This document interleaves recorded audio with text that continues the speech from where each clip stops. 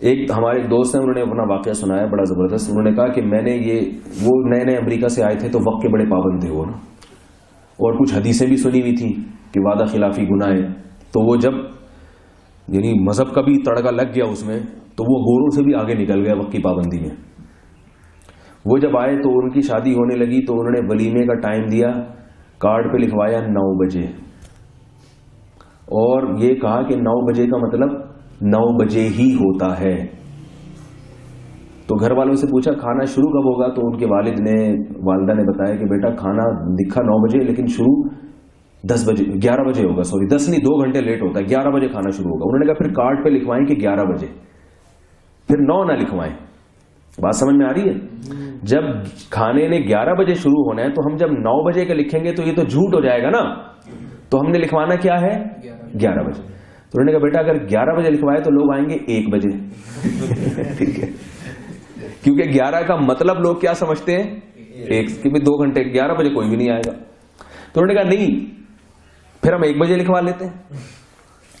تو اس میں والدین سے بھی ان کی بحث بازی ہو رہی ہے, رشتے دار بھی پاگل ہو گیا, اس کا دماغ خراب ہو گیا ہے, لگ رہا ہے کوئی, مجھے پورے الفاظ تو یاد نہیں ہیں ان کے, لیکن اسی قسم کی باتیں ہوئی ہوں گی نا, پاگل ہو گیا, سنک گیا ہے اور جو ہے نا دماغ خراب ہو گیا. وہ نفسیات بھی پڑھی ہوئی ہے, انہوں نے امریکہ کی کسی یونیورسٹی میں نفسیات میں انہوں نے ماسٹر کیا ہے, تو شاید نفسیات پڑھ کے خود نفسیاتی بن گیا ہے. تو وہ گھر والے سمجھ رہے تھے یہ امریکہ سے نفسیات پڑھ کر آئے ہیں تو یہ بھی کیا ہو گئے ہیں, پاگل ہو گئے. تو 9 بجے کا مطلب 9 بجے. تو یہ بحث چلتی رہی. انہوں نے کہا ٹھیک ہے پھر 9 بجے لکھواؤ, لیکن یہ لکھواؤ کہ 9 بجے کا مطلب کیا ہے, 9 بجے ہی ہے.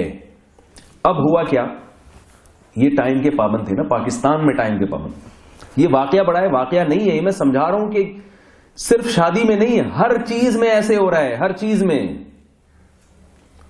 تو نہ دین کی ترقی ہو سکتی ہے نہ دنیا کی ترقی. پھر جنت کے خواب دیکھنا چھوڑ دیں, کیونکہ جو چیزیں دنیا میں کامیابی کے جو اصول ہیں وہی آخرت میں کامیابی کے اصول ہیں.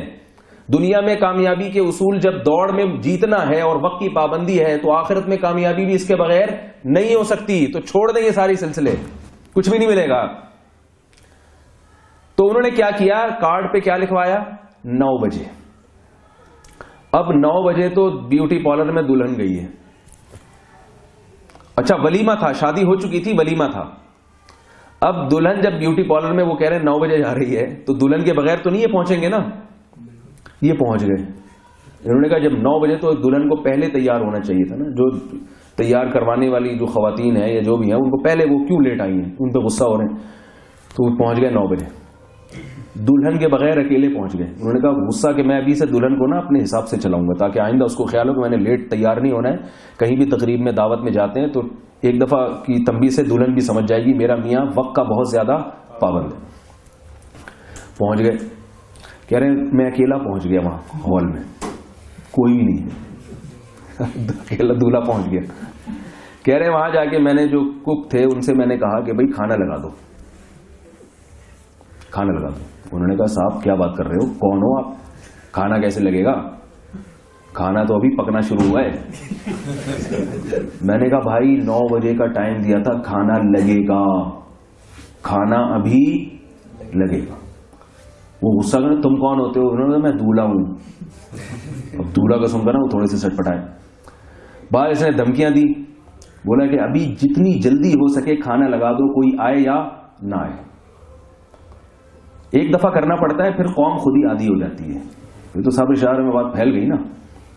تو کھانا لگے گا, لازمی لگے گا. ابھی کہہ رہے ان پہ اتنا میں نے دباؤ ڈالا, اور میں نے کہا میں پیسے نہیں دوں گا, یہ ہوگا وہ ہوگا. بہرحال وہ جلدی جلدی حرکت میں آئے, کھانا لگا دیا. اکیلے بیٹھے ہوئے یہ دولہا میں کھانا لگ گیا. لیکن جیسے ہی کھانا لگتا ہے تو کھانے ایک ایسی چیز ہے جس کی خوشبو پاکستانی قوم کو 30 کلومیٹر دور سے بھی آ جاتی ہے. کھانا ایک ایسی چیز ہے.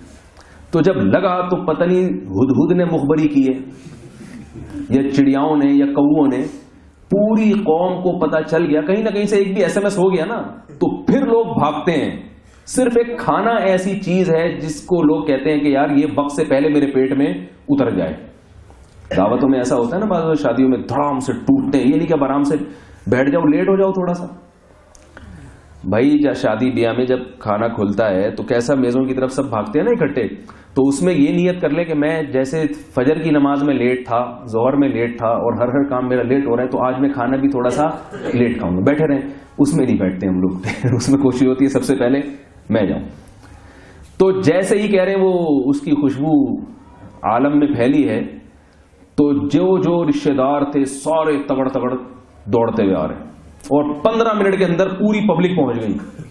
یعنی 9:30 بجے پبلک پہنچ گئی. 9:30 یا 9:45 جو بھی ٹائم تھا, جتنی دیر میں کھانا تیار ہوا, جلدی انہوں نے کیا, تو پہنچ گئے سارے. اب پہنچ گئے تو میسج چل رہے ہیں. اچھا, کہہ رہے ہیں میں نے عجیب منظر دیکھا کہ کچھ لوگ باہر کھڑے ہوئے ہیں جو انوائٹ نہیں تھے, لیکن وہ صرف یہ منظر دیکھ رہے ہیں شادی ہال میں. تو ہم نے ان سے پوچھا بھائی تم لوگ کون ہو؟ تو کہتے ہیں ہمیں بتایا گیا تھا کہ اس بندے کی شادی ہو رہی ہے, دیکھیں ضرور جا کے. اس کے بارے میں مشہور تھا کہ یہ وقت پر کام کرتا ہے. تو ہم صرف یہ تماشا دیکھنے کے لیے آئے ہیں کہ آپ امریکہ سے آئے ہو اور سنا ہے کہ آپ وقت کے پابند ہو, تو ہم دیکھیں آپ کی شادی میں کیا ہو رہا ہے, کیسے ہو رہی ہے. تو یہ انجوائے کرنے کے لیے آئے ہیں, دیکھنے کے لیے. اس کے بعد سب رشتے داروں کو پتا چل گیا کہ یہ جب 9 بجے کہے گا تو اس کا مطلب کیا ہوگا, 9 بجے. بھائی ایک دفعہ سمجھا دی. اب بیگم کو جب وہ کہتے ہیں بیگم فلاں جگہ جانا ہے شادی بیاہ میں تقریب میں 8 بجے, تو بیگم صاحبہ 8 بجے تیار ہو کے پہلے سے بیٹھی ہوئی ہوتی.